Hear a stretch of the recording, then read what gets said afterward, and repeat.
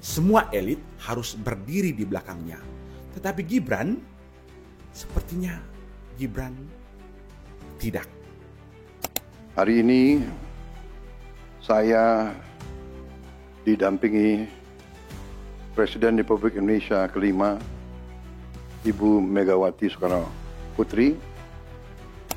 Indonesia sedang berdiri di tepi jurang sejarah. Sejak 25 Agustus 2025, jalanan di Jakarta, Surabaya, Medan, NTB, hingga Makassar bergolak. Rakyat marah, kenaikan tunjangan DPR di tengah krisis ekonomi dianggap sebagai tamparan bagi mereka yang berjuang mencari sesuap nasi dan banyak yang terjerat oleh pinjaman online. Gelombang protes membengkak, ribuan orang turun ke jalan, bentrok pecah, dan kobaran api melahap berbagai fasilitas umum. Bahkan rumah sejumlah pejabat tak luput dari amukan massa atas penjarahan. Korban banyak yang berjatuhan, menambah luka kolektif bangsa ini. Di tengah kegentingan itu, Presiden Prabowo Subianto akhirnya muncul. Dengan langkah tegap, ia memasuki ruang jumpa pers di Istana Negara. Tak sendirian, di belakangnya berjejer para ketua partai politik, jajaran elit negeri, Panglima TNI, Kapolri, dan para menteri strategis. Namun, ada dua sosok yang paling menyita perhatian saya. Pertama, tentu Megawati Soekarno Putri, Ketua Umum PDIP yang selama ini dikenal bukan bagian dari koalisi pemerintahan. Kehadirannya mengejutkan karena Megawati sudah jarang muncul di ruang publik, apalagi untuk berdiri memberi dukungan dan legitimasi atas pidato atau konferensi pers dari seorang Presiden Prabowo. Yang kedua yang tak kalah menyita perhatian adalah ketidakhadiran dari Wakil Presiden Gibran Rakabuming Raka, anak sulung Jokowi yang seharusnya menjadi orang nomor 2 negara atau orang pertama yang berdiri mendampingi Prabowo di masa-masa genting ini. Ini adalah kode politik, teman-teman. Saya sangat meyakini itu. Kode politik yang dikirim oleh Presiden Prabowo. Ia tampil dengan kekuatan penuh, menunjukkan bahwa kendali ada di tangannya. Semua elit harus berdiri di belakangnya. Tetapi Gibran, sepertinya Gibran tidak. Dalam politik, gambar seperti yang sedang ditampilkan di depan teman-teman semua berbicara lebih keras daripada kata-kata. Momen itu bukanlah sekadar konferensi pers, itu adalah panggung simbolik yang ditampilkan Prabowo. Dengan menempatkan Megawati di belakangnya, Prabowo mengirim pesan bahwa ia mampu merangkul bahkan mereka yang tidak berada di dalam koalisi pemerintahan demi stabilitas nasional. Megawati adalah simbol legitimasi sejarah, representasi generasi dan tokoh, dan dia adalah ikon yang punya bobot moral bagi sebagian rakyat. Namun, absennya Gibran justru menimbulkan tanda tanya. Di mana wakil presiden? Mengapa tidak muncul dalam saat-saat krusial dan segenting ini? Apakah ia sengaja tidak diundang? Atau ini adalah sinyal bahwa posisi Gibran memang sedang dipinggirkan oleh Presiden Prabowo? Padahal kalau kita mau tarik banding, Agus Harimurti Yudhoyono, Ketua Umum Demokrat, bahkan rela membatalkan agenda kenegaraan di Tiongkok hanya demi memenuhi panggilan presiden. Semua elit hadir, semua bersatu. Tapi Wapres kok hilang.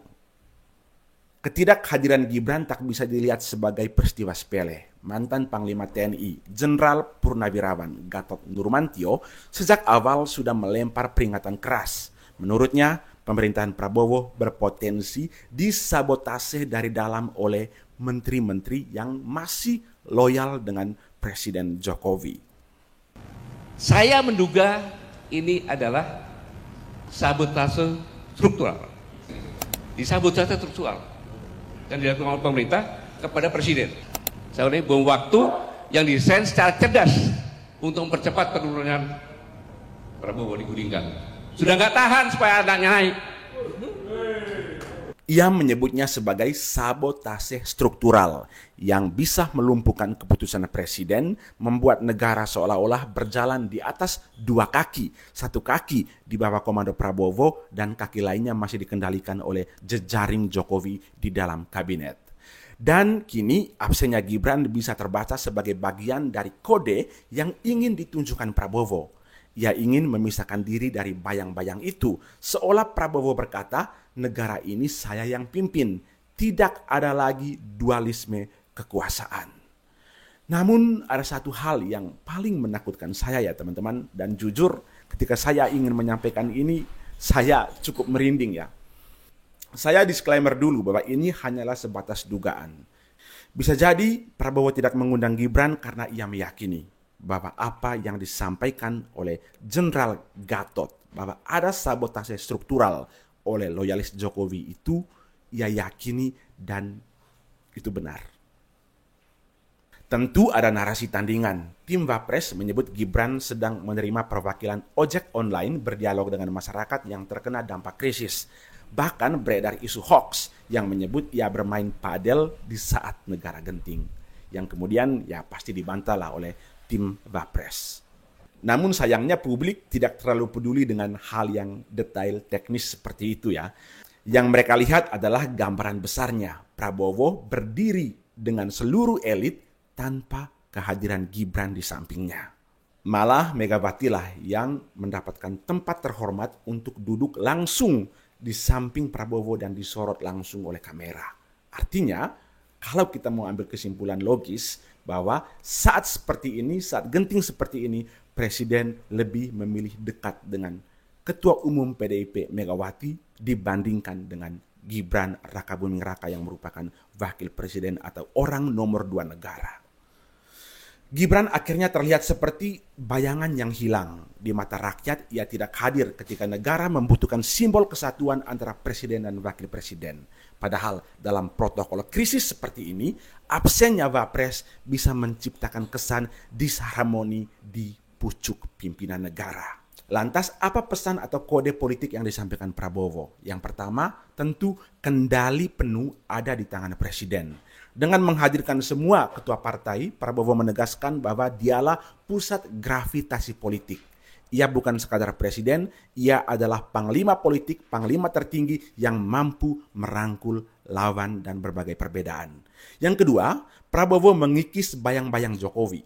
Megawati yang pernah berseteru dengan Jokowi diberi panggung. Sebaliknya, Gibran yang notabene anak Jokowi justru tidak diberi panggung. Ini adalah pesan halus. Prabowo ingin menegaskan jarak politik dengan warisan Jokowi. Ketiga, mengantisipasi sabotase struktural.